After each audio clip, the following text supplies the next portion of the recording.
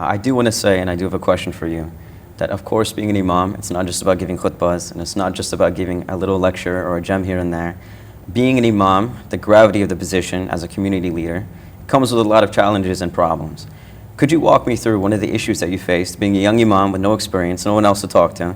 How did you navigate through the issues that people would come with you for? Okay, so let's start with one issue. So I mentioned that I came in the month of Ramadan, and I came and I led the Taraweeh in the masjid. I was leading all the prayers, giving the khutbahs and giving like the khatiras and everything. So I think it was my first day of Taraweeh. I believe, if I remember correctly, it was the very first day of Taraweeh. So imagine, it's a brand new position to me. I don't have too much experience leading a community. I don't have that experience. So I've led the Taraweeh prayer, and I've led the witr prayer. And after the witr prayer, I led it in a specific way.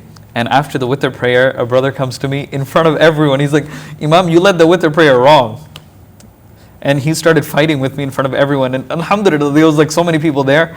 And everyone like, yo, what are you talking about? You can't talk to the Imam like that. You can't do this, you can't do that. So everyone came to my defense. Even though I wanted to speak to the brother, I wanted to explain to him, but I didn't get the opportunity. So that was like my first experience, is like, okay, now you're in that position, now you have to deal with all of these situations.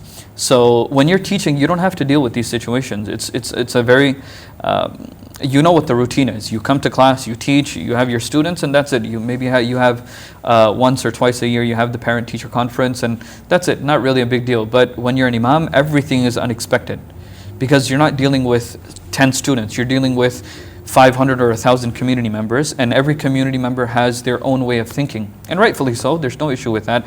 Every community member has their own background, where they've come from, how they studied Islam, how they grew up. So everyone comes with their own thought process. So you have to deal with all of this, and you have to explain. A lot of the times there's a lot of explaining involved. So that's one of the first challenges that I had.